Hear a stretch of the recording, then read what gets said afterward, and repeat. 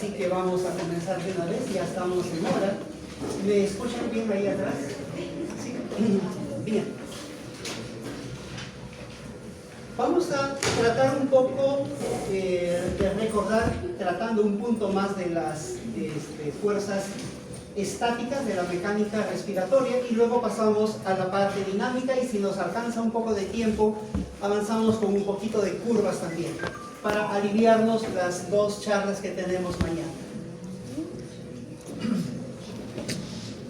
Para comenzar nuestra clase, recordemos este versículo. Está en Salmo 55, 17, y en esta versión dice así: rogaré y suplicaré a Dios mañana, tarde y noche, y Él me escuchará. Un día estaban tres teólogos discutiendo el versículo que decía orad sin cesar, y cada uno daba su explicación de qué significaba orar sin cesar.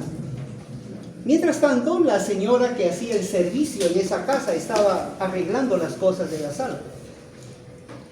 Como no llegaban a ninguna conclusión, ella los interrumpió y les dice: pastores, un ratito. Dice: esto es muy sencillo. Muy sencillo. ¿Qué le dice? ¿Limpiar? No, orad sin cesar. Yo, cuando estoy limpiando, digo: Señor, limpia mi vida así como yo estoy limpiando el piso. Cuando voy a cocinar, digo: Señor, aliméntame también con lo que hoy leí de tu palabra, porque necesito tu alimento. Cuando estoy lavando los platos, digo: Señor, lava también mis culpas, así como yo estoy lavando. Es decir, les dice, yo oro según lo que estoy haciendo. Y así puedo orar sin cesar. Probablemente va a haber momentos en su vida profesional en los que ustedes van a necesitar orar. Cuando han abierto el útero de una señora, se llama histerotomía, y no deben pasar de 180 segundos antes de que salga el bebé y ustedes liguen el cordón. Porque al abrir el útero están comprometiendo la circulación placentaria. Pero para que salga el bebé hay que presionar desde arriba, desde el polo de las nalgas, para que la cabecita salga. Y cada vez, yo no sé por qué, los ginecólogos hacen una aperturita más chiquitita. Si ven que la cabeza es así, la abertura es así. ¿Va a salir la cabeza por ahí? Ya va un minuto y medio, un banquito, suben el banquito y están apretando. ¿Han visto alguna cesárea?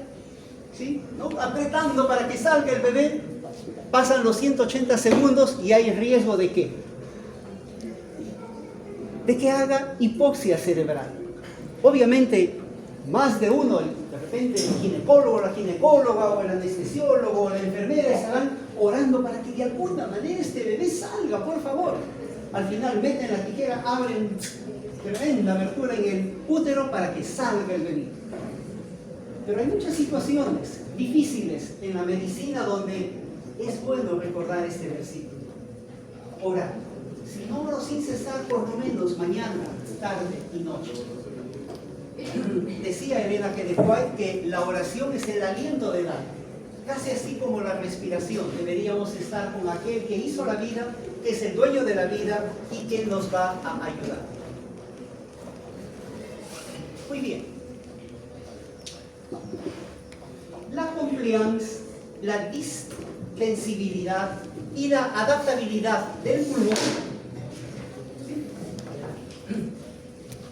es la medida de cómo varía el volumen en función del resultado del cambio de la presión. Y eso es exactamente a lo inverso de la elasticidad. La elasticidad es al revés, ¿no? ¿Cuánto se necesita cambiar en la presión de acuerdo al cambio de volumen que se ha generado? Es decir, son fuerzas opuestas, a través de las cuales hemos revisado en la clase anterior que tanto la distensibilidad como la elasticidad están en oposición, y habíamos visto cómo esto es vencido en el ciclo respiratorio. Y habíamos visto que el fundamento está en la presión pleural, ¿no? La presión pleural que tiene que disminuir para atraer hacia abajo a la presión alveolar. Y basta que 1 centímetro haya de gradiente entre la presión alveolar, que es igual a la presión atmosférica en este punto, a fin de que ingrese medio litro de aire dentro de los pulmones de manera tranquila. A medida que ingrese el aire, la presión alveolar va aumentando y llega otra vez al nivel de cero. Llega aquí a nivel de cero, igual que la presión atmosférica. Ya ha ingresado medio litro acá. La presión vuelve a ser cero, igual que acá, pero como no ha salido todo el aire, inclusive la presión alveolar es empujada a hacerse hasta +1 y todo el aire sale. Es decir, todo el aire entre comillas. Ya vamos a ver de que no todo el aire sale, porque queda en la vía aérea, queda parte del aire que viene de los alveolos y se ha quedado allí. Muy bien. Hemos revisado esto con detenimiento, ¿no? La presión en reposo, la presión pleural es -5 centímetros de agua. En la fase más activa de la inspiración va hasta -7.5. El alveolo con esta gradiente puede introducir 500 mililitros de aire. Y en la expiración, nuevamente, el alveolo, sube a la presión para crear una diferencia, una gradiente de presión para que el aire sea eliminado hasta que se repita el ciclo. Vamos ahora a ver de manera completa pero rápida los volúmenes y capacidades pulmonares. Tenemos 4 volúmenes y 4 capacidades, pero en su guía ustedes tienen 5 capacidades. Entonces vamos a revisar 4 volúmenes y 5 capacidades. Volumen corriente, volumen de reserva inspiratoria, volumen de reserva expiratoria y el volumen residual. En el lado de los volúmenes. Y las capacidades, la capacidad inspiratoria, la expiratoria, la capacidad residual funcional, la capacidad vital y la capacidad pulmonar total. Son algunas slides. Si por ahí alguien no me siguió, levanta la mano por favor y hace la pregunta, pero está bien sencillo para que todos lo podamos entender. El primer volumen es el volumen tidal o el volumen corriente. Ustedes en su guía lo tienen con este símbolo: volumen corriente, volumen tidal. Es el volumen que ingresa en las respiraciones pasivas normales que tenemos. Hay una inspiración, una expiración con la mecánica respiratoria que nosotros tenemos de manera normal.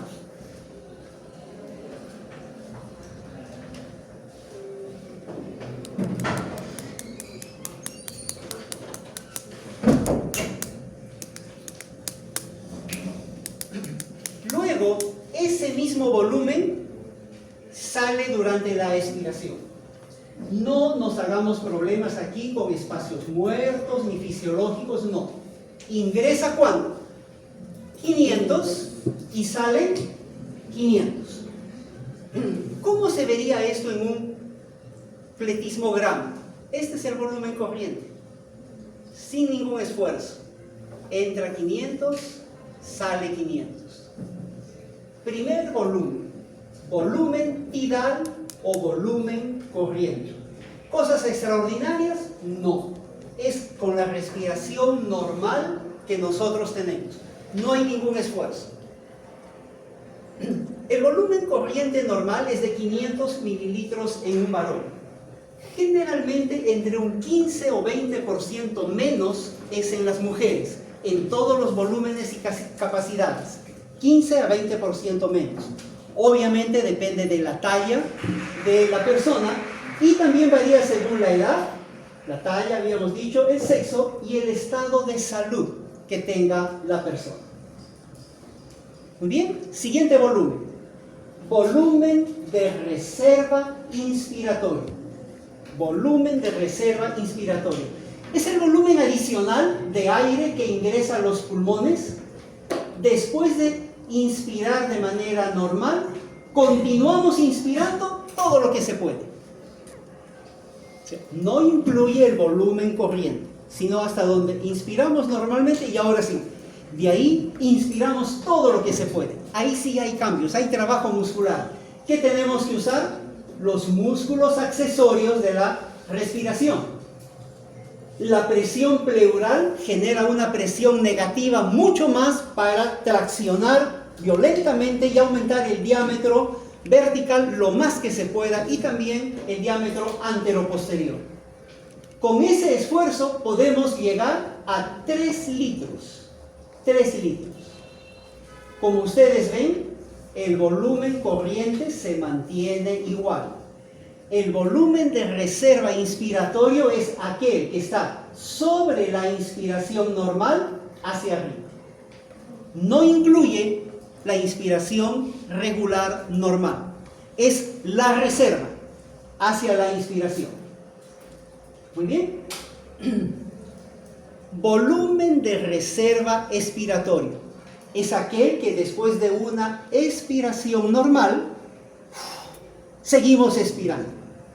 Para poder expirar usamos igualmente los músculos accesorios, es decir, volvemos la expiración que normalmente es pasiva en una expiración activa, usando la prensa abdominal, usando todos los intercostales internos para poder eliminar todo lo que podamos en esa expiración. Generamos un gradiente mucho mayor. Recordemos, tanto en el volumen de reserva inspiratorio y en el expiratorio hacemos respiraciones forzadas, ¿de acuerdo? ¿Cuánto de volumen logramos tener allí? 1200 mililitros. Como siempre, recuerden, no es el volumen tidal, es el de allí para abajo. ¿Cuánto habíamos logrado ganar aquí de inspiración? 3 litros. ¿Cuánto estamos ganando ahora en volumen de reserva? 1 litro 200. 1 litro 200. Volumen de reserva expiratoria. Volumen residual. RB según su guía. Volumen residual. Es el volumen que no podemos mover.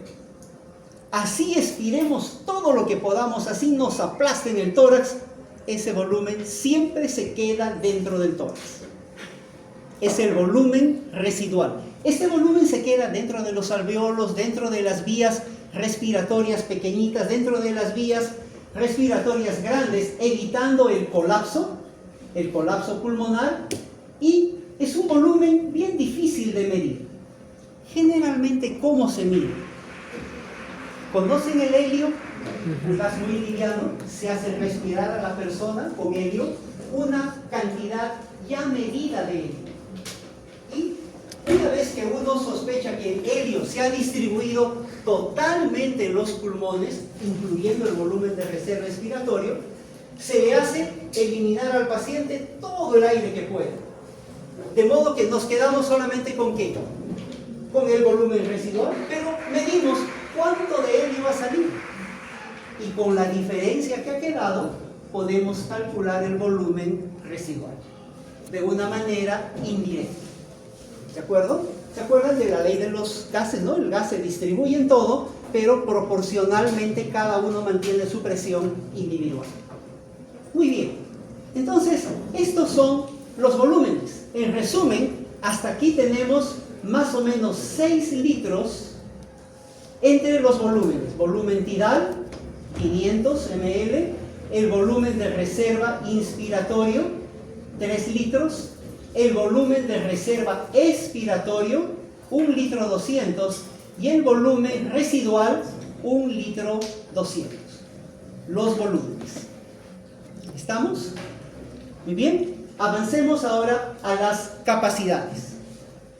Acá vemos que hay una capacidad vital que va desde aquí, miren, hasta acá, abarca varios volúmenes. Una capacidad inspiratoria, no está, pero habría una capacidad expiratoria que iría desde aquí hasta abajo. Hay una capacidad residual funcional y hay una capacidad que abarca todo. la capacidad pulmonar total. Es decir, con esto ya vamos concluyendo que las capacidades pulmonares, ¿qué son? Cuando se combinan dos o más volúmenes pulmonares. Eso es una capacidad. No hay capacidad igual volumen. Siempre la capacidad tiene dos o más volúmenes.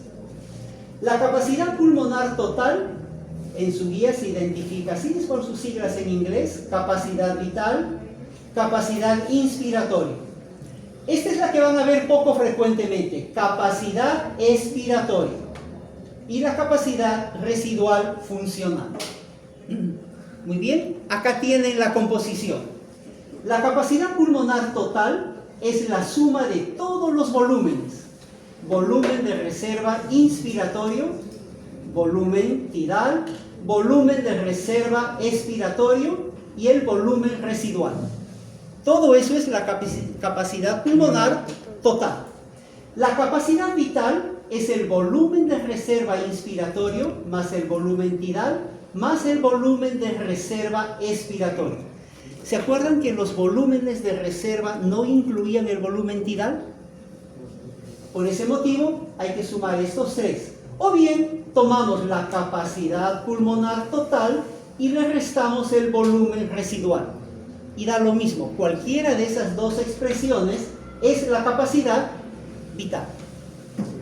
La capacidad inspiratoria es el volumen tidal más el volumen de reserva inspiratorio.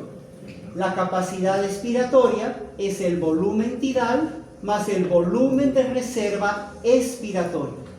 Y la capacidad residual funcional es el volumen de reserva expiratorio más el volumen residual. Ahí tenemos un resumen. Solamente faltaría que, así como hay una capacidad inspiratoria, hay aquí una flechita desde aquí hasta acá por una capacidad expiratoria. Después, todo está. Muy bien, esto nos va a servir para varias cosas. Entonces, aprendamos de memoria los volúmenes y las capacidades pulmonares. No tiene nada que ver con flujos y todo, solamente se ha mencionado que son forzadas porque es la forma como las encontramos. Muy bien. Es importante que recordemos que para manejar la presión dentro del sistema respiratorio, tenemos que recordar que hay una parte de resistencia, una parte resistiva, y hay una parte elástica. Ambas son directamente proporcionales a la presión, tanto la resistencia como la elasticidad. Si el trabajo es alto, este nivel de presión va a ser alto. Va a tener que haber un esfuerzo respiratorio grande. Y eso ustedes lo van a identificar. Solo cuando es grave lo van a ver en adultos. En el niño sí es muy frecuente verlo. El uso de músculos accesorios da tiraje intercostal. Cuando uno inspira, ¿qué pasa con el tórax y el abdomen? ¿Qué pasa con el tórax cuando uno toma aire? Se expande. Cuando uno expira, ambos regresan. Lo primero que ustedes van a ver es una distribución paradojal. El paciente toma aire y el tórax se hunde y el abdomen sale. ¿Está tomando aire el paciente o está botando aire? Y cuando el paciente bota aire, el tórax se hincha y el abdomen se hunde. El movimiento contrario a la inspiración observamos en el paciente. Por eso le llamamos respiración paradojal. ¿Y a qué se debe? A que él está haciendo un esfuerzo respiratorio.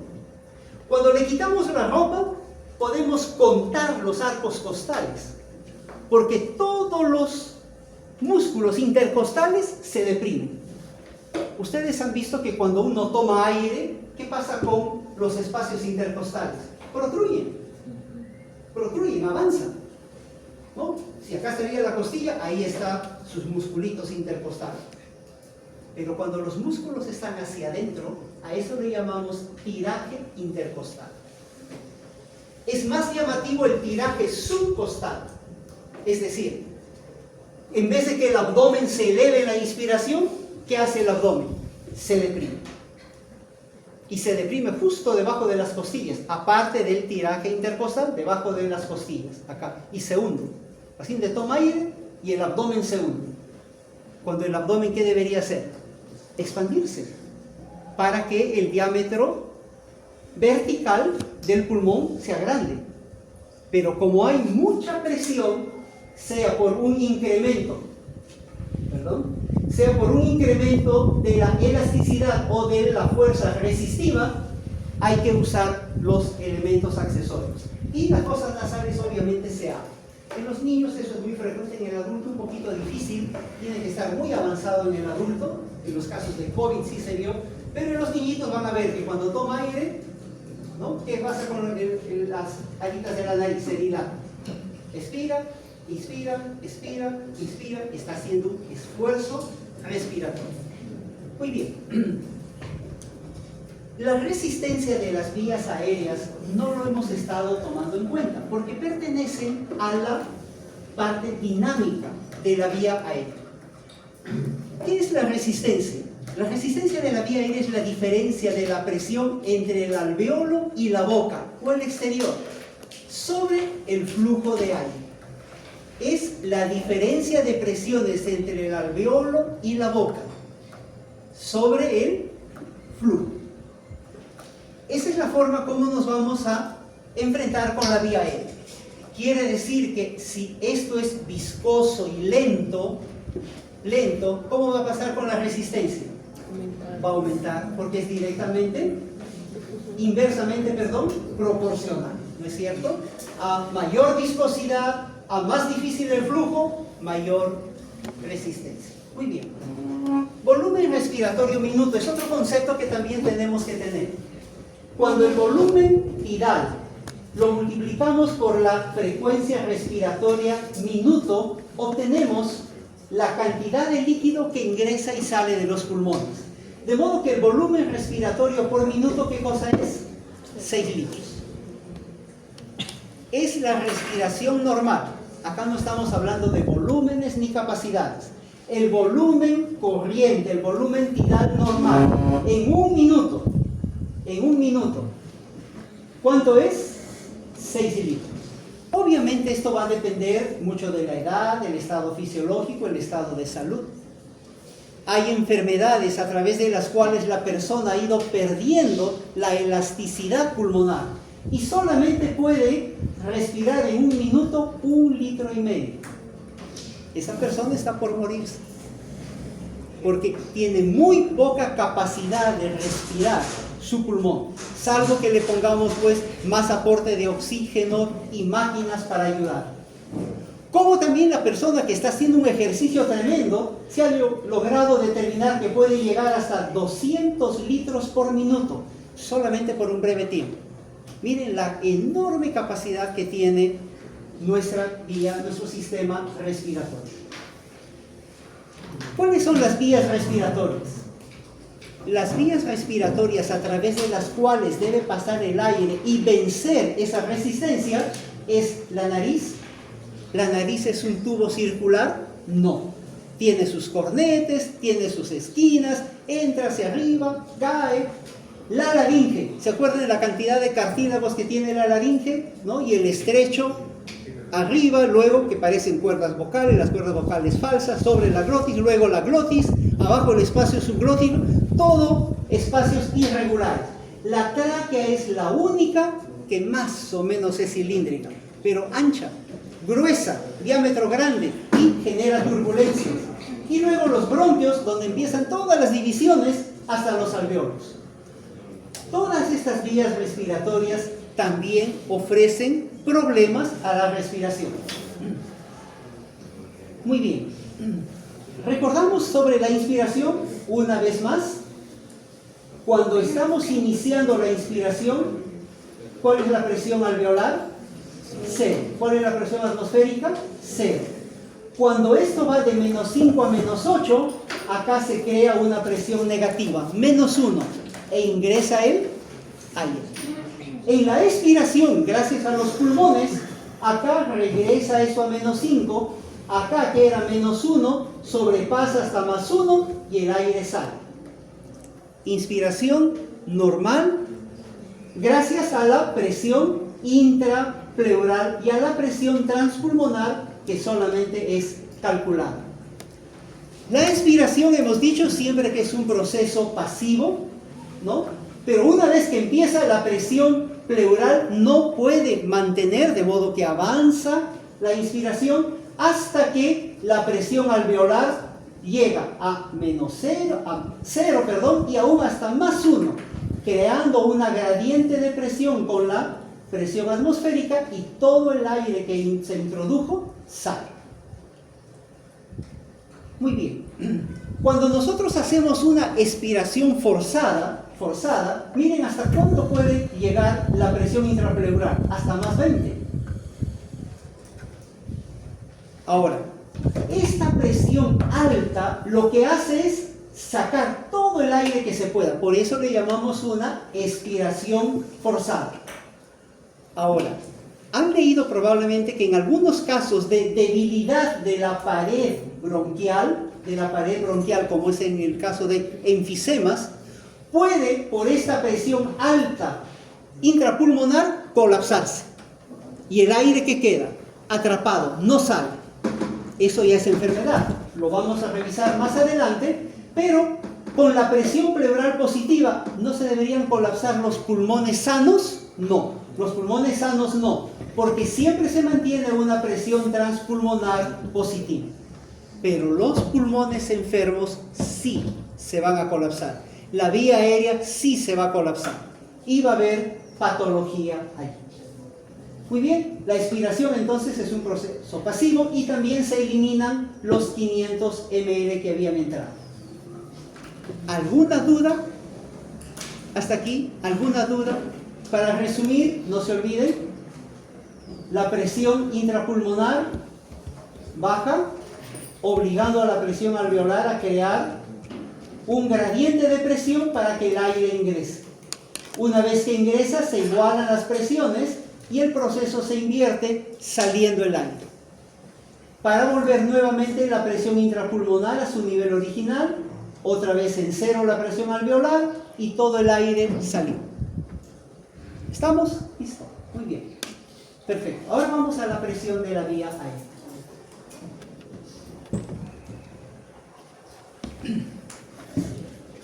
Cuando ejercemos una presión muscular, para que se inicie el flujo, tiene que sobrepasar las propiedades elásticas del pulmón, la resistencia del flujo que está en la vía aérea y la quietud de los mismos tejidos para comenzar una inspiración.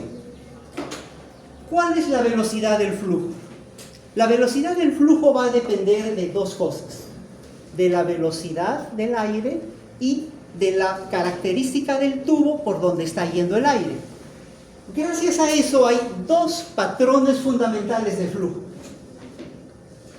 El flujo del aire en la vía respiratoria está determinado por el patrón de flujo de gas, hay dos patrones, y la resistencia al flujo en las vías aéreas. Vamos a ver de qué se trata esto. Los patrones de flujo son dos: flujo laminar y flujo turbulento. El flujo laminar es cuando todas las moléculas van exactamente igual, paralelas al tubo por donde están circulando. La velocidad del flujo es lenta, tranquila. No hay divisiones ni nada, es un tubo totalmente liso. Y la velocidad del flujo es baja. Esto hay que grabarlo bien: velocidad del flujo baja. ¿Cómo es entonces el flujo laminar?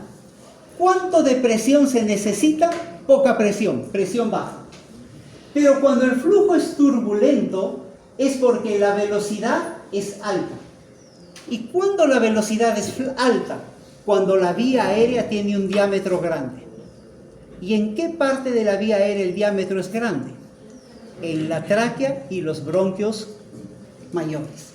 Por más lento que sea el flujo, en la tráquea vamos a tener un flujo turbulento. Hay desorganización en el flujo. Aquí ustedes pueden ver un ejemplo de flujo laminar.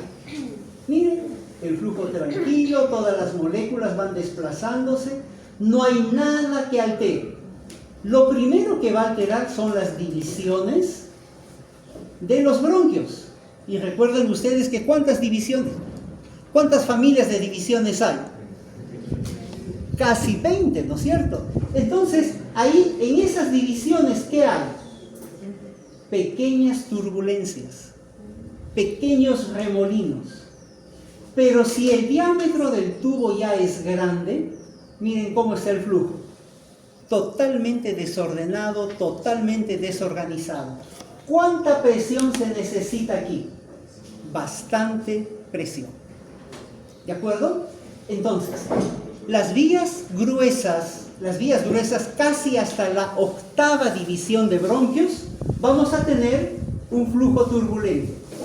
Y a partir de la 8ª división en adelante, el flujo va a ir siendo menos, y en las finales, las vías respiratorias más delgadas a nivel de bronquiolos y todo, el flujo va a ser totalmente laminar.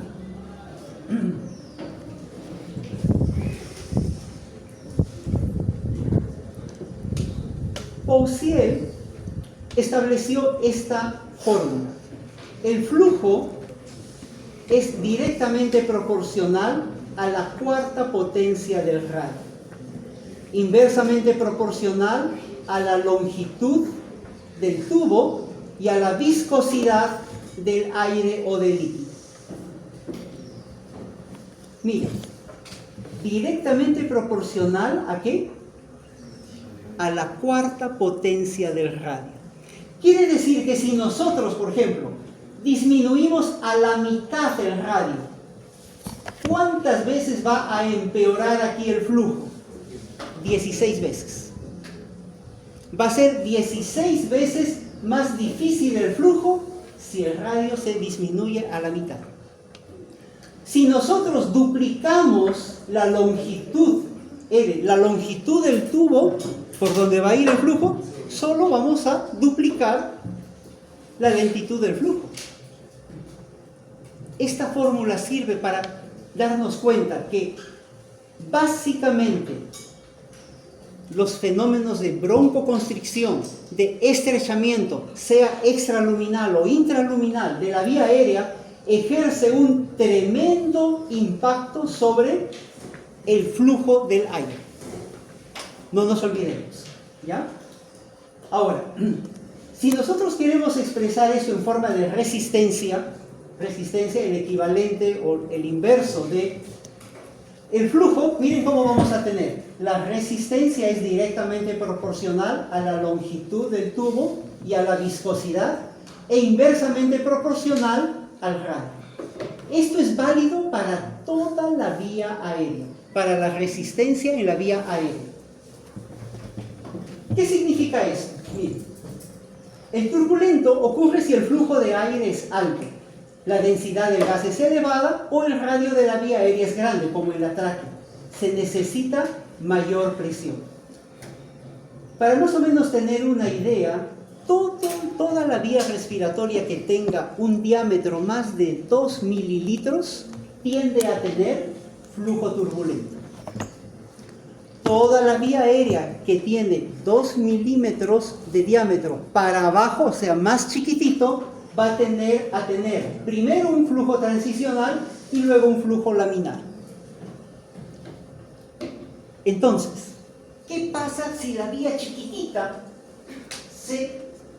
tiene broncoconstricción? ¿Va a afectar? ¿Va a afectar? Repito. Toda la vía aérea que tiene 2 milímetros de diámetro a más genera un flujo turbulento. Y los de 2 milímetros para abajo genera un flujo laminar. En el flujo laminar la velocidad es lenta. hay poca presión. Si en esas vías chiquititas nosotros producimos broncoconstricción, ¿vamos a alterar? No mucho, no mucho, porque lo que aumenta la presión es mínimo, ya lo vamos a ver. En cambio, lo que aumenta, sí, grandemente, es la alteración en todas las vías que tienen 2 milímetros para arriba de diámetro. Hay un número, el número de Reynolds. Reynolds determina si el carácter del flujo es laminar o turbulento. Más o menos es así. El número de Reynolds es directamente proporcional al radio, a la velocidad y a la densidad del fluido, e inversamente proporcional a la viscosidad del gas. Para que el flujo sea adecuado, el número de Reynolds es 2000. El flujo turbulento más o menos es 4000 para arriba. Obviamente es un cálculo nomás matemático el que se hace. Entonces, la tráquea, como tiene un diámetro alto, genera un flujo turbulento, aún en respiración tranquila. Ustedes toman aire tranquilamente, suavecito. El flujo de la tráquea va a ser turbulento, porque su diámetro es grande, grande. 2.8, casi en algunos hasta 3 centímetros. Ahora, ¿quién más genera turbulencia?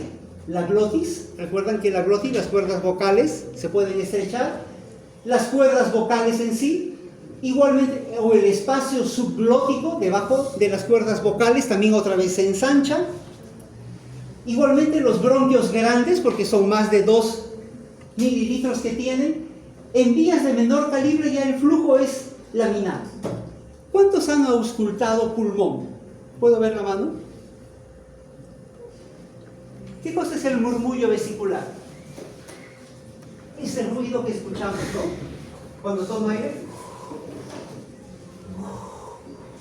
Escuchamos toda la inspiración y solamente 1/3 de la expiración, ¿no? Ya dentro de poquito va a haber una práctica donde vamos a ver la percusión, la palpación, etcétera, del tórax. ¿Qué es el murmullo vesicular que escuchamos? Porque le pedimos al paciente, ¿no? Tome aire, como si estuviera cansado. ¿Y qué pasa cuando pasa el aire por la tráquea y los bronquios? Está generando un flujo turbulento que nosotros llegamos a auscultar. Muy bien. Resistencia en la vía aérea. Entonces, cuando nosotros queremos entender la resistencia en la vía aérea, tenemos que necesariamente fijarnos en el flujo. De modo que la fórmula más o menos es así. La resistencia es inversamente proporcional al flujo. Cada gradiente de presión que haya es para que el flujo pueda ser mejor. Entonces la resistencia se va a expresar en centímetros de agua por litro por segundo. Muy bien. Para que más o menos veamos por qué en las vías pequeñitas no hay mucha resistencia. Cuando nosotros queremos calcular la resistencia de la vía aérea, tenemos que sumar la resistencia de cada vía aérea, porque la resistencia total de la vía aérea es la resistencia de la tráquea, del bronquio, ¿no? Y vamos sumando todos los demás. O sea, sería, por ejemplo, si tengo 3 bronquiolos que quiero medir, entonces la sumatoria de los 3 sería de los 3, y en este caso cada uno tiene 3, 3, 3. ¿Cuánto sería la resistencia? 9. ¿De acuerdo? 9. Ahora, ¿qué pasa con una generación chiquitita?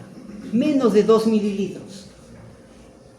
El flujo, a pesar de ser lento y tener un flujo laminar, crea lo inverso de la resistencia. Es decir, no es 3, sino 1/3. Y si yo cojo 3 bronquiolos y sumo 1/3, 1/3, 1/3, mientras que aquí es 9, ¿cuánto va a ser aquí? 1. En resumen, las vías pulmonares pequeñas son insignificantes para la resistencia. ¿Y a qué le llamamos pequeña? Vía menor a 2 milímetros de diámetro. Las vías de tamaño medio y las superiores, esas son las que nos van a dar problema de resistencia en la vía aérea. ¿Estamos? Bien. Acá tienen ya una gráfica. Esta gráfica mide la resistencia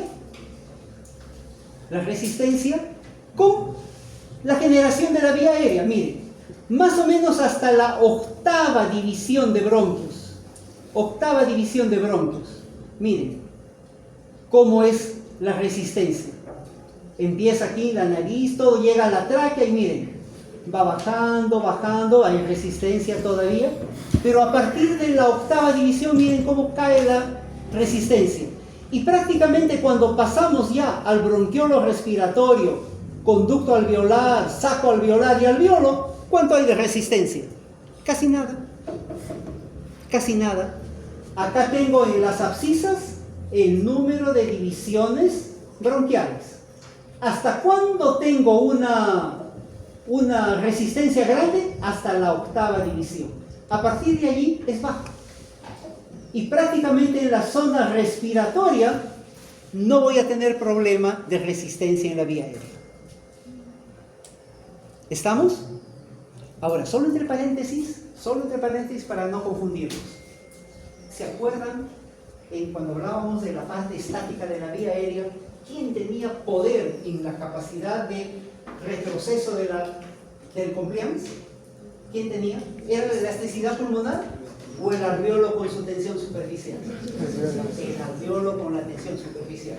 Pero cuando hablamos de vía aérea, el alveolo es una santa parte. No pasa nada. ¿De acuerdo? Muy bien. Resistencia pulmonar. La resistencia pulmonar, ya sabemos, está dada por el tejido pulmonar, más la resistencia de la vía aérea. Ahora ya introducimos la vía aérea. Miren qué porcentaje tiene de la resistencia total la vía aérea. ¿Qué constituye? 70 a 80% de la resistencia pulmonar total. ¿Quién es responsable? La dinámica de la vía aérea, lo que estamos estudiando ahora. En la parte estática, en el pulmón estático, ¿quién es importante? El alveolo con su tensión superficial. Y por eso el surfactante es vital. Pero cuando ya hablamos de la parte dinámica, ¿quién es importante? La vía aérea. Ellos manejan el 80% de la resistencia. Muy bien, ya hemos visto esto de los 2 milímetros de diámetro. ¿No? La resistencia se origina en las grandes vías, tráquea hasta 2 milímetros de diámetro. La resistencia de la vía aérea puede elevarse en forma significativa, entonces, en enfermedades que a las vías más de 2 milímetros las estrechen, las llenen de moco, haya broncoconstricción, ahí vamos a tener problemas. Muy bien. Factores que contribuyen a la resistencia de la vía aérea. El volumen pulmonar. El volumen pulmonar. El volumen pulmonar disminuye la resistencia. Porque cuando viene gran cantidad de volumen, ¿qué hace la vía aérea? Se dilata, se expande. Entonces el volumen pulmonar disminuye la resistencia de la vía aérea. Ahora, la inversa de esta resistencia es la conductancia. La conductancia es el recíproco de la resistencia. Es como decir, la resistencia es 1, la conductancia es 1 sobre R. Ahí está. Es la medida en que la facilidad del flujo pasa a través de los bronquios. Esta es la conductancia. Miren, el volumen pulmonar, la resistencia a la vía aérea, mientras más volumen pulmonar haya, la resistencia baja. Por eso el volumen pulmonar disminuye la resistencia de la vía aérea. ¿Pero qué hace con la conductancia? Se convierte en una línea. En una línea. La conductancia. La inversa de la resistencia. ¿Qué es importante aquí? Aquellas cosas que van a empeorar esto, que es el edema, la broncoconstricción, la mucosidad presente o la densidad y viscosidad del aire. Ahora, cuando uno toma bastante aire, ¿qué otro efecto bueno tiene el volumen pulmonar? Los alveolos, al distenderse, los alveolos están pegados ¿a quién? A los bronquiolos respiratorios. y los bronquiolos respiratorios a los bronquiolos terminales. Pero cuando los alveolos se separan, ¿qué hacen con los bronquiolos? Acá hay un alveolo que se estira, todos se dilatan. ¿Qué hacen con el bronquiolo? Lo jalan también. Esta apertura radial, por tracción radial, esta apertura del radio del bronquiolo, también disminuye la resistencia de la vía aérea. Entonces, cuando los alveolos se distienden, ejercen una fuerza centrífuga que distiende a los bronquiolos. Tracción radial de los bronquios por distensión alveolar. Muy bien. ¿Qué otros factores hay que modifican la resistencia en la vía aérea? Estos factores aumentan la resistencia, estos factores disminuyen la resistencia. ¿Quién hace broncoconstricción? El parasimpático, la acetilcolina. También estas sustancias, histamina, tromboxano A, prostaglandina F2, leucotrienos. De manera directa sobre el músculo, estas sustancias pueden producir broncoconstricción, no mediados por la acetilcolina, independiente de la acetilcolina. La disminución de la presión de CO2 también aumenta la resistencia. Y la acción del vago por vía acetilcolina cuando nos exponemos a polvo, humo, aire frío, irritantes o nos dan accesos de tos. Todo esto que hace mayor resistencia de la vía aérea. ¿Quiénes disminuyen la resistencia de la vía aérea? El estímulo simpático. Los beta-2 agonistas. ¿Qué son beta-2 agonistas? Aquellos que no son ni adrenalina ni noradrenalina. Sustancias externas que nosotros ponemos, ¿no? Los broncodilatadores, en las nebulizaciones, todas las sustancias simpático-miméticas, o sea que imitan lo que hacen los simpáticos, son también broncodilatadores. También la mayor presión de CO2 y la hipoxemia. La hipoxemia produce dilatación, menor resistencia de la vía aérea. Muy bien. Un vistazo aquí, por favor, como quien pónganse de pie un ratito, pónganse de pie un ratito, estírense y luego vuelvan a sentarse.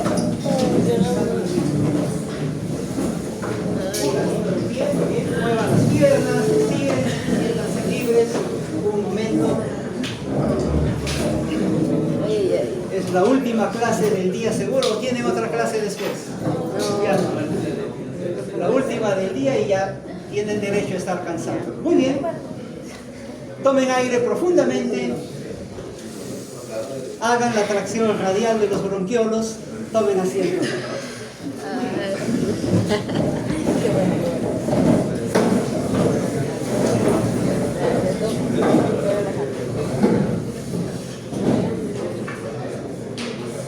Algunos se están riendo. ¿Saben qué hemos hecho? Disminuir los niveles de cortisol.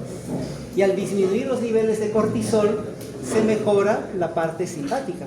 Entonces hay broncodilatación. Muy bien. Relación ventilación-perfusión. Pensemos en el alveolo y en los capilares que rodean al alveolo. ¿De acuerdo? Por los capilares va a haber perfusión y por los alveolos va a haber ventilación. Vamos a detenernos un ratito en esta relación ventilación-perfusión. La ventilación pulmonar y la cantidad de sangre, que es la perfusión pulmonar, guardan una correlación que se llama umbral ventilatorio. El flujo de la perfusión es 5 litros por minuto. ¿Qué área del pulmón es más perfundida? Las bases. Por gravedad llega menor sangre a los ápices, a los alveolos que están arriba. Por su parte, la ventilación tiene un flujo de 4.2 litros por minuto. ¿Dónde más se va el aire? A los vértices. ¿Dónde llega un poquito de menos aire? A las bases. Es decir, no hay exactamente una relación ventilación-perfusión, porque más sangre se va abajo y más aire se va arriba. Pero en equilibrio, siempre hay un equilibrio en esta relación ventilación-perfusión. Y le llamamos el umbral ventilatorio, que generalmente es 0.8. Muy bien, pero ¿qué puede pasar? Puede pasar que esta vena se encontró con un alveolo que no tenía aire. Estaba ocupado con líquido, edema pulmonar, o infección, pus, una neumonía, o por último estaba colapsado, atelectasiado. La cosa es de que no tenía aire. De modo que esta sangre venosa va a seguir de frente y se va a unir a la sangre oxigenada que sí proviene de alveolos funcionantes. Ahora, presten atención, miren. ¿Cuánto de oxígeno está teniendo aquí la sangre venosa? 38 milímetros de mercurio. ¿Cuánto de presión de CO2? 46.7. Sangre venosa. Después de pasar por el alveolo, ¿cómo está la presión de oxígeno? 105. De 38 a 105, más o menos así sale. La sangre por las venas pulmonares sale con esa presión de oxígeno. Y el CO2 en 40. Pero un poquito más allá, ¿quién se le une? Esta sangre que no ha pasado por ningún alveolo. Y entonces, ¿qué obtenemos de esa mezcla? Una presión arterial de 77, ya no de 105, 77. Y el CO2 ya no es de 40, sino de 40.7. ¿Cómo se llama este fenómeno? Shunt. Mientras más shunt haya, ¿qué va a pasar con la sangre arterial? Va a estar disminuida. Muy bien. Entonces el cortocircuito o el shunt fisiológico es esto. Ahora, imagínense, miren, estamos haciéndole respirar al paciente oxígeno al 100%. Oxígeno al 100%. ¿Qué hay aquí? Sangre bien oxigenada. ¿Cómo está esta sangre que está saliendo ahí del alveolo? Probablemente tiene una presión de 300, 400, alta. ¿Y esta cómo está yendo? Como vimos en el cuadro anterior. ¿Cómo estará esta sangre de aquí? ¿Cómo estará? Alterada, baja. Entonces, para que vean que la relación ventilación-perfusión sí tiene cosas significativas que hacer. Cuando hay una disociación, es decir, hay muchos alveolos ocupados que no son ventilados, toda esa sangre que va por allí, ¿cómo va a pasar al lado arterial? Exactamente igual como llegó. O hay alveolos que están bien llenos, pero la sangre no llega. Por ahí hay una embolia, algo que no llega a la sangre. De modo que el aire entra y sale con la misma cantidad de oxígeno que entró o salió, porque no le llega sangre. La relación ventilación-perfusión tiene importancia en el tema que estamos estudiando. Cuando nosotros queremos analizar más toda esta dinámica respiratoria, tenemos que ir a las curvas o a los gráficos. Y hay dos tipos de curvas, abiertas y cerradas. Las abiertas generalmente tienen que ver con tiempo. Entonces, a medida que el tiempo que generalmente está en las abscisas va avanzando, no lo podemos terminar, ¿no? Los ciclos respiratorios ahí van avanzando conforme el tiempo avanza. Pero en este tipo de curvas donde relacionamos presión con volumen, flujo con volumen, son cerradas, tipo bucle. Llega y retorna, llega y retorna. Y la variación está en que si están más levantadas o más acostadas, dependiendo de cuánto hay de variación en las abscisas con las ordenadas. Por ejemplo, acá tenemos un ejemplo de escalas o gráficas abiertas. Miren, acá tenemos el flujo. Cuando estamos controlando el volumen, ingresa el aire, está la meseta, sale el aire. No hay variación, el volumen está controlado. Pero cuando estamos controlando la presión, solo hay una presión de impulso. El flujo luego cae solo. Luego viene la parte expiratoria, la pausa y otra vez el flujo se repite. ¿Cuánto va a seguir esto? Indefinidamente hasta que dejemos de graficar. Vamos a graficar la presión ahora. Presión sobre tiempo. Miren, cuando es volumen, la presión ingresa chiquita y acá aumenta la presión hasta el final de la inspiración. Luego, ¿qué hace la presión en la expiración? Cae. Otra vez hasta que se repite el ciclo. Pero ahora estamos aquí controlando la presión. La presión va a ser firme todo el tiempo. Entonces acaba la inspiración, la meseta a una misma presión, no hay mayor variación. El volumen entra 500, sale 500, la pausa entra 500, sale 500, la pausa normal. ¿Perdón? Natalia, ¿sí? Sí, estoy en clase. Ok, listo. Coordinando los exámenes, parece. Muy bien. Era una llamada de la doctora Natalia. Muy bien, sigamos. Ahora los bucles. Ahí tenemos un bucle, por ejemplo. Aquí está volumen sobre presión. Volumen sobre presión. Miren, empieza a aumentar la presión. ¿Y cuánto entra de volumen? Casi nada. Hasta este punto de inflexión, donde ahora sí, por pequeños cambios en la presión, ingresa bastante volumen, hasta que llega el punto de equilibrio y ahora otra vez empieza la expiración. También tiene un punto de inflexión, miren, cambia la presión y el volumen no cambia hasta este punto, donde ahora sí la línea se vuelve más vertical y por pequeños cambios de presión hay grandes cambios de volumen. Pequeños cambios de presión, grandes cambios de volumen. Líneas cerradas, van y vienen, no son indefinidas. O acá, por ejemplo, el flujo con el volumen, también, ¿no? En la inspiración, miren, el flujo se mantiene continuo hasta que termina la inspiración. Pero en la expiración, al inicio, hay una grande cantidad de flujo que sale y va disminuyendo hasta que prácticamente en la parte final hay que ayudarle con los músculos accesorios, de lo contrario no termina de cerrarse esta gráfica. Son las curvas que nos va a tocar analizar mañana. ¿Recuerdan? Ahí hay una clase de curvas.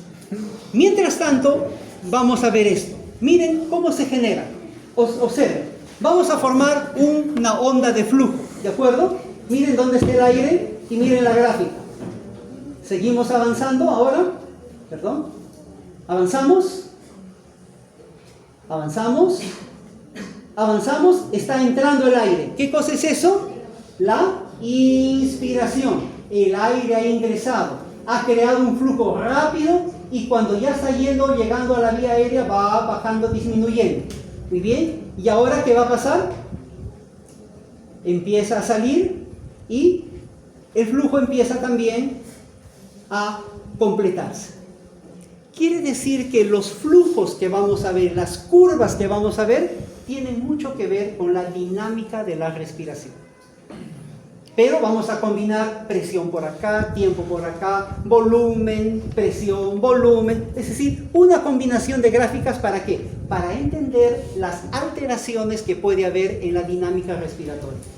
Y entonces se va a hacer fácil entender edema, enfisema, membrana hialina y todas las demás cosas que estamos estudiando. Muy bien. ¿Hasta qué hora es la clase? Disculpen. 7:30. Ok, tenemos un poquito de tiempo.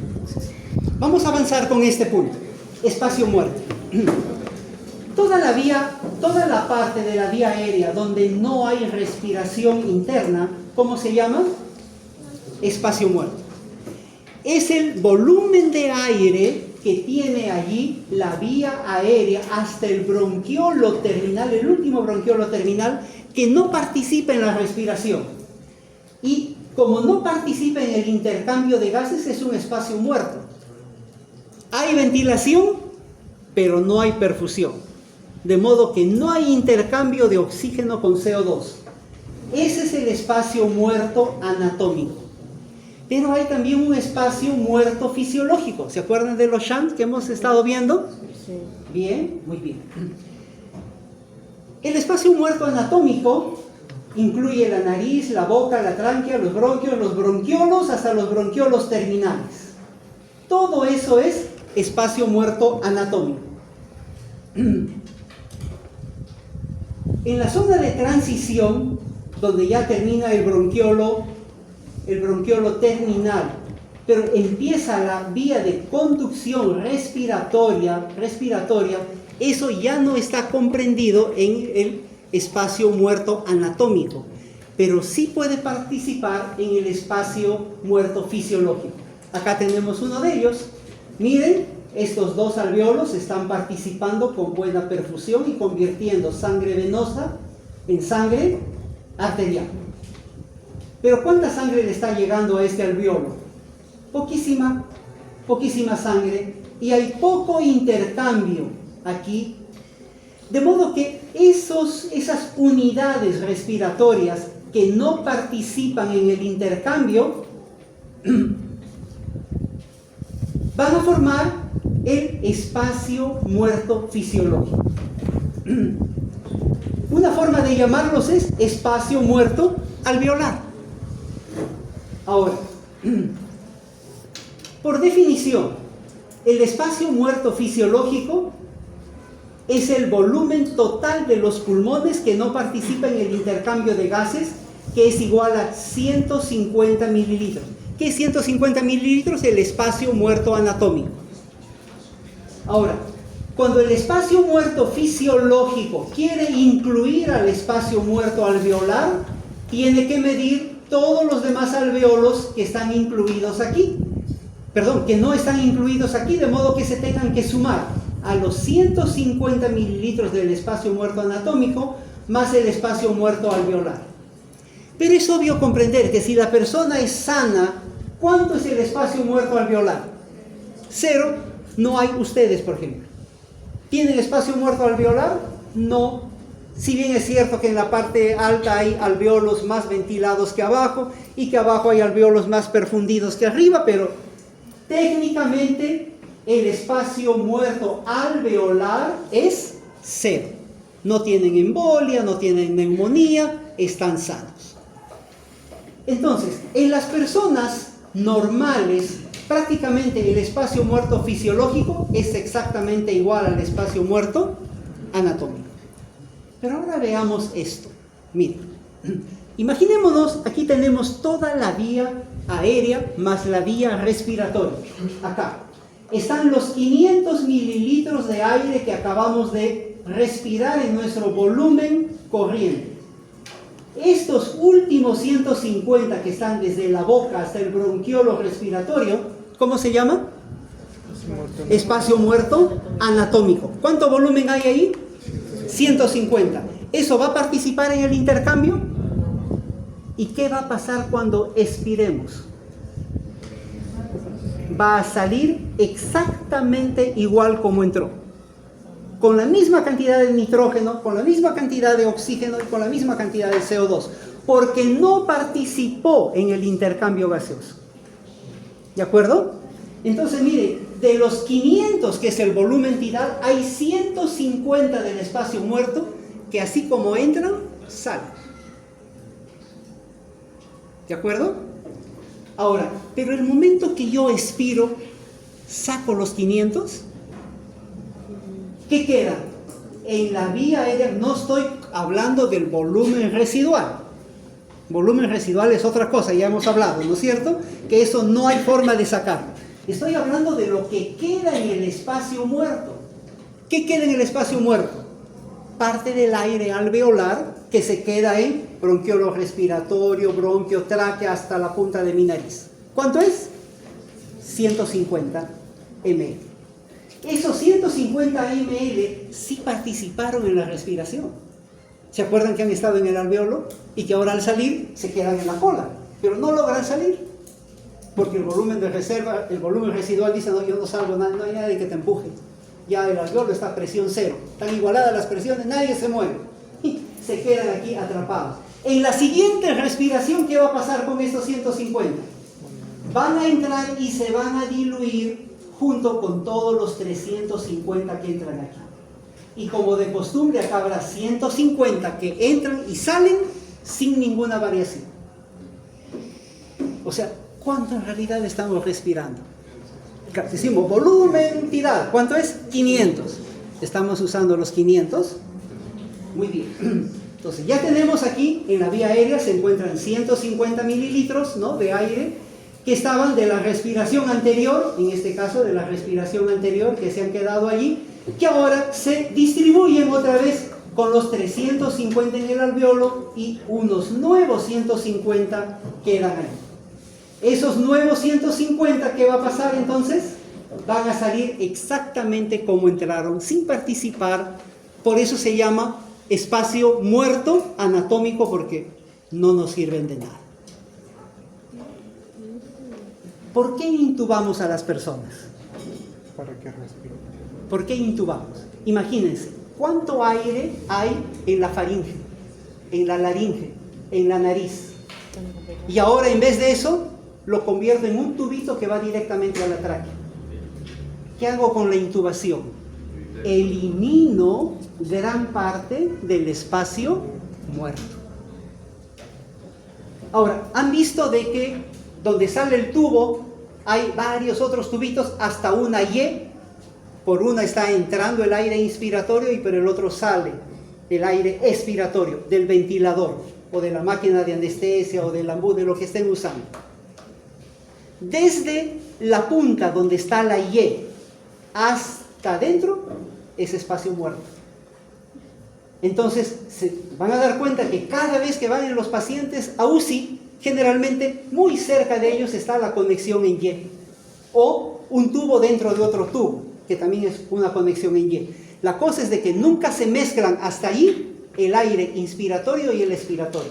Solo se mezclan de allí en adelante, como pasa en nosotros. Entonces manipulamos la vía aérea para acortar el espacio muerto, porque el espacio muerto no nos sirve, no nos es útil. No participa en el intercambio de gases. Muy bien.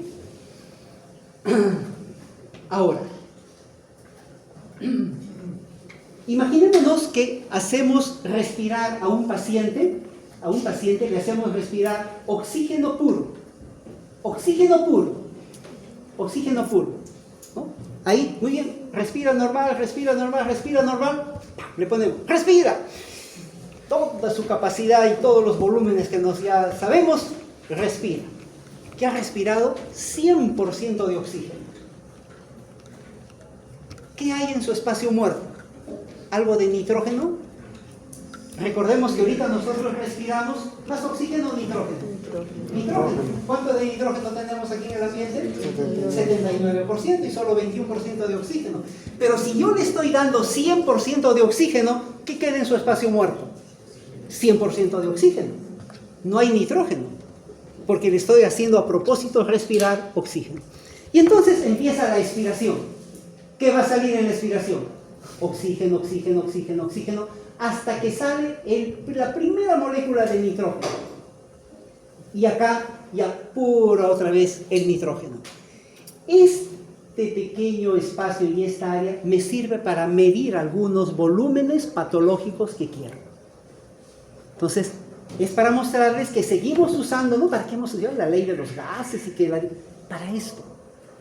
Para cosas, lugares donde no podemos entrar en el pulmón, que no lo podemos sacar por una espirometría. Hay que usar ciertos métodos de dilución de gases para poder calcular indirectamente volúmenes o cosas que están pasando en la vía respiratoria y que necesitamos analizar. Muy bien. Control del tono de las vías respiratorias. El sistema nervioso autónomo, ya lo hemos visto, el parasimpático, ¿no?, que produce broncoconstricción y disminuye la vía aérea. Y el simpático, lo contrario, broncodilatación y disminución. Debido a eso, observen, miren, no es para marearse, pero solo miren, vamos a mirar una sola lectura, oxígeno. Oxígeno en el aire atmosférico. ¿Cuántos milímetros de mercurio? 159. Entran en nuestra nariz y los humedecemos. ¿Cuánto está? 149.3. Llegan al alveolo, 104. ¿Se acuerdan cuánto se está yendo en la arteria también? 104, 105, están equilibrados. Pero al salir, cogen un poco del aire que no ha sido utilizado. ¿Y cuánto vuelve? 120. ¿Se dan cuenta de esa dinámica? No todo es una sola medida. No todo es una sola medida. Depende de dónde está. Lo mismo pasa con el CO2. Obviamente con los gases que no son absorbidos no pasa nada. Y por último, para más o menos ir ilustrándonos con estos términos. Si yo excedo el volumen, digamos, estoy ventilando a una persona con una bolsa respiratoria manual, ¿no? Y es una persona como cualquiera de ustedes, un joven, ¿no? Yo le aprieto todo, le estoy dando 700 ml. Pero luego me dice, señor, un bebito está allá, un bebito de 1 año. Y yo le pongo la masa y ¡pah! ¿Qué hago con los pulmones? ¿Qué hago con los pulmones? Aplaudan, aplaudan. ¿Qué hago? Barotrauma. Alta presión en la vía aérea. Le he roto los pulmones a ese bebito. Si le paso un exceso de volumen, ¿cómo van a estar los pulmones? Sobredistendidos. Si no me doy cuenta y no le limpio los mocos de la vía aérea y no llega ventilación a esa parte del alveolo y se colapsa el alveolo, otro problema. O no me lavo las manos, no uso guantes y entran bacterias. ¿Qué voy a tener? Mediadores inflamatorios que me van a producir moco y me van a alterar la vía aérea. O bien, el oxígeno, saben ustedes que es un fármaco, ¿no es cierto? Un medicamento. Si ustedes, por ejemplo, quieren usar cualquier antibiótico, amoxicilina, ¿pueden tomar amoxicilina cada hora? No. Y les dicen, doctor, me voy a sanar, porque 15 tabletas me he tomado de amoxicilina. No. Ahora, ¿el oxígeno que respiramos es al 100%? No. ¿Qué pasa cuando a un paciente lo ponemos 4 días ahí al 100% de oxígeno? Le estamos haciendo un daño. Es como si le estuviéramos poniendo ampollas y ampollas y ampollas o un montón de medicamentos. El oxígeno es un medicamento. También tiene su dosis. También tiene su forma de administrar. Y si no, ¿qué le voy a producir? Toxicidad por oxígeno si mantengo una alta FiO2 de oxígeno. Entonces, todo lo que estudiamos tiene una razón de ser. Las cosas que empleamos, las cosas que usamos, las que memorizamos, las que no entendemos y leemos adicionalmente para entender, todo tiene sentido. Es necesario, es útil. Y como les estuve diciendo a algunos grupos, por favor estudien para aprender a atender pacientes. Poco más, aunque diría como mis profesores me decían, no me hagan caso. No estudien para los exámenes.